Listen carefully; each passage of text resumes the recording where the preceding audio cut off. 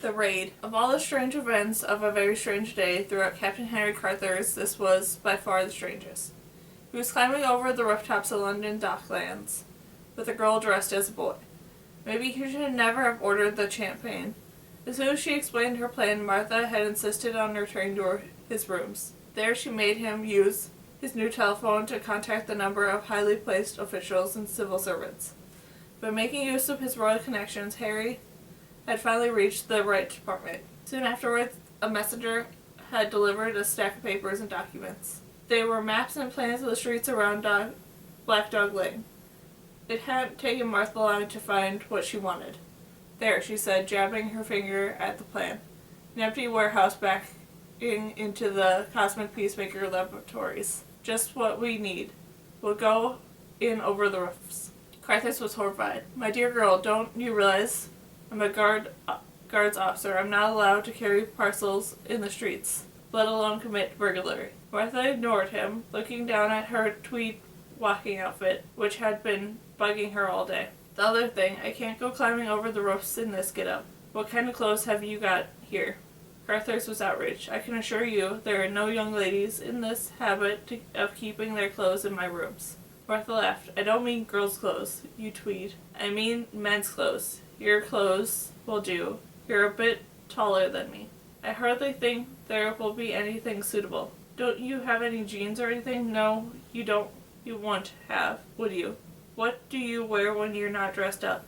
I'm always dressed up, said Carter simply, hang on a minute. He went into the bedroom and opened his uniform closet. After searching, he came back with a set of denim overalls. I wear these when training. Even guards officers have to get dirty now and then, and one doesn't want to spoil a Birkin or scarlet tunic. Perfect, said Martha. She took the overalls from him and went to the bedroom. A few minutes later, she returned in the denim overalls.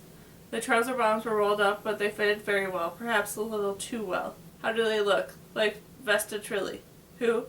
Music hall performer. She sings dressed as a man. Thanks a lot. They're a bit tight, but they'll do.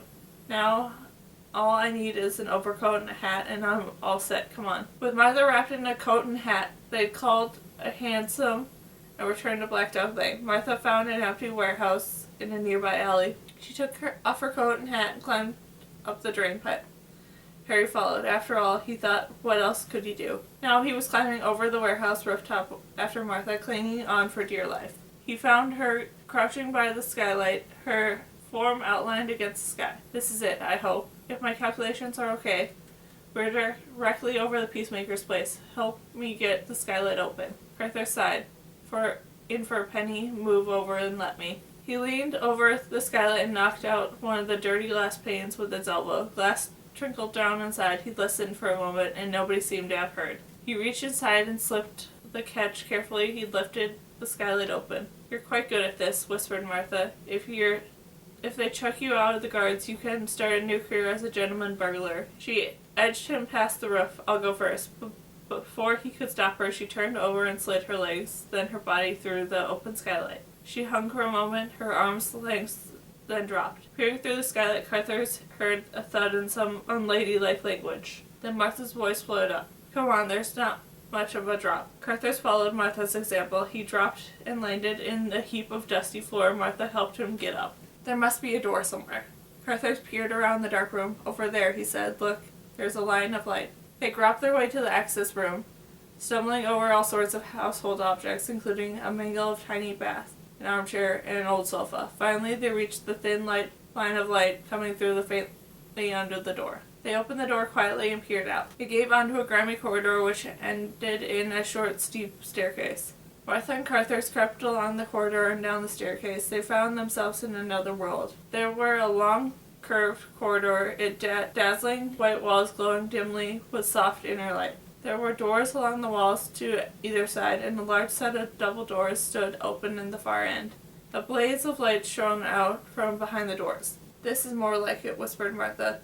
She ran her fingers along the walls and it felt smooth and warm to touch. Plastic, she muttered. That hasn't even been invented yet. She pointed to the double door. Come on. It looks as if the main attraction is down there. Moving along the corridor through the lighted doorway, they found themselves in a huge circular chamber. At the center was a mass of alien machinery. In the corner of the room was a giant metal archway which led into shadows. At the center of the room was an enormous crystal sphere. There was a fiery vortex at its center. It hovered over a huge bowl filled with fiery liquid. A control console stood beside the bowl. Its dials and switches and meters were covered in alien symbols. Martha and Carthers moved closer. "That crystal sphere," whispered Carthers, "is exactly like the one Doyle gave me to take to Balmoral. Only 100 times bigger. What is this place?" Vague childhood memories were stirring in Martha's mind. A video she'd been shown in school one rainy afternoon had been one of the wonders of atomic science. "I'm not sure," she said. "I think it might be a nuclear reactor of some kind of power source anyway." "It is indeed," said a soft voice behind them. "Not nuclear, but temporal power. A force beyond anything you weak human minds can imagine." They turned and saw Professor Challoner standing in the glowing archway. He moved into the room. "Welcome back. It is kind of you to pay me another visit," said Challoner. You don't seem very surprised to see us," said Martha. "I knew you would return." "Who are you?" said Carthers angrily. "What do you want?" "We are the Peacemakers. Would you like to see our true form?" Suddenly the shape of Challoner's face blurred and grew longer, lizard-like, with slanting green eyes, long claws, and dripping jaws. He blurred again and became one more of saintly-looking old man. Martha shuddered. "I can see why you changed. You didn't say what you wanted." "We want your planet." "Just you?" demanded Carthers. "Or do you have an army hidden away?" "No, but we have allies."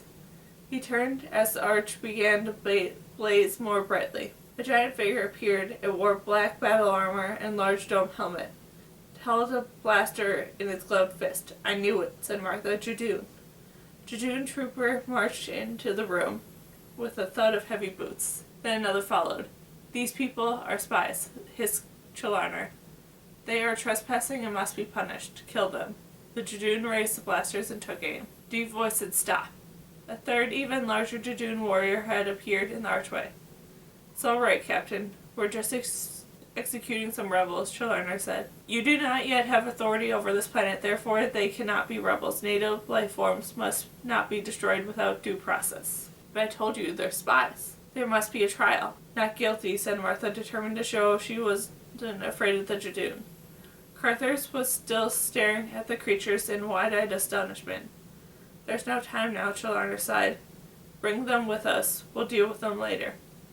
He moved towards the arch. Judoon followed, heading Martha and Carthers before them. "Where are you taking us?" demanded Martha. Challoner turned. "You should be honored. You will now see more of the technology of the cosmic peacemakers," he said. "You're going to Balmoral Castle to see the king." He passed through the glowing arch and disappeared. Martha and Harry and the Judoon followed and disappeared too. The huge laboratory was empty.